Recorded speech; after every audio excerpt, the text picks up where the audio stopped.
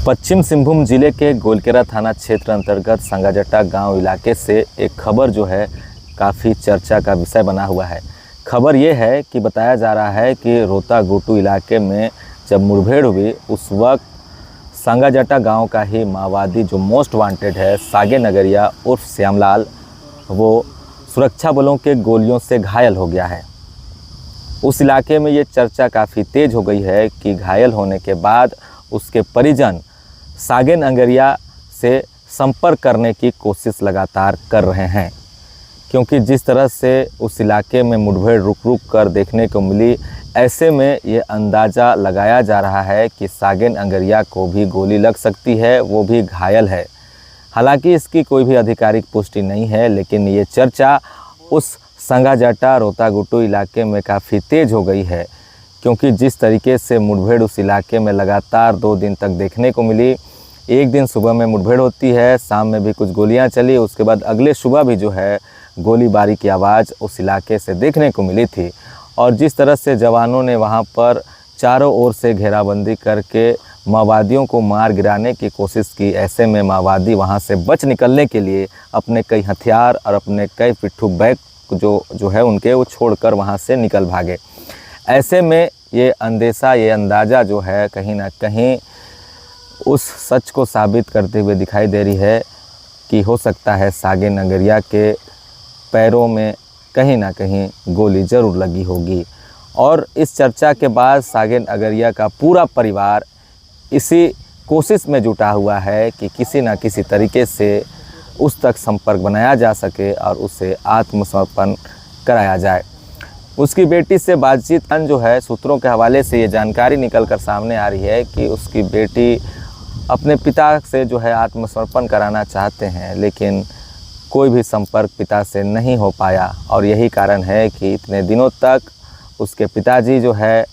आत्मसमर्पण करने को लेकर कोई भी अपनी ओर से इच्छा जाहिर नहीं की। हालांकि सूत्रों के हवाले से ये भी बताया जाता है कि सागिन की जो पत्नी है वो समय समय पर अपने पति से मिलते रहती थी, लेकिन वो आत्मसमर्पण करेगा नहीं करेगा इसको लेकर कोई भी स्पष्ट जानकारी निकल कर सामने नहीं आई। हालांकि ये जो चर्चा का विषय बना हुआ है कि आखिर सागिन को गोली लगी है या नहीं लगी है, ये तो आने वाले वक्त में ज़रूर देखने को मिलेगा। लेकिन जिस तरह से सारंडा से माओवादी कोल्हान की तरफ मूव हुए हैं, उसके बाद से सुरक्षा बलों के जहां पर एफओबी कैंप बनाए गए हैं उन इलाकों में सभी सुरक्षा बलों को अलर्ट मोड पर रखा गया है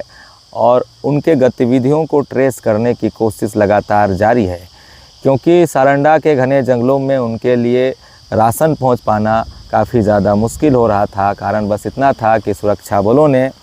हर उस एंट्री पॉइंट पर जहां से उनके राशन जंगलों तक पहुंचते थे उसे पूरी तरह से बंद कर दिया था। और अब जो है सारंडा छोड़ कोल्हान इलाके में जब माओवादी पहुंचे हैं, ऐसे में माओवादी अपने राशन को लेकर,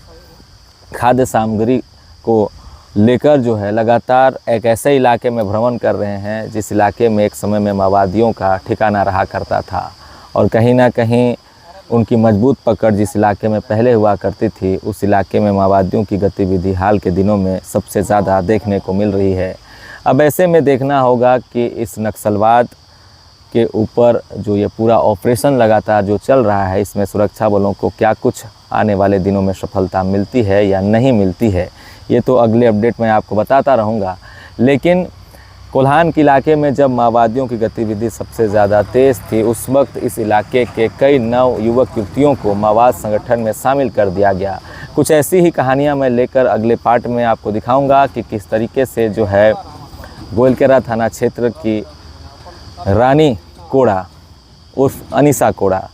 जो कि 7वीं कक्षा की छात्रा थी और उसे माओवादी जो है अपने संगठन में लेकर चले गए और उसके बाद से जो है आज तक वो घर वापस नहीं आई। और उसके पिताजी ये गुहार लगाते नज़र आ रहे हैं कि वो किसी तरह अपनी बेटी को घर बुला लें। अब देखना होगा कब तक उसकी बेटी घर आएगी या इसी तरह से किसी मुठभेड़ में मारी जाएगी, क्योंकि जिस तरह से लगातार ये सर्च ऑपरेशन जारी है, नक्सल ऑपरेशन जारी है, ऐसे में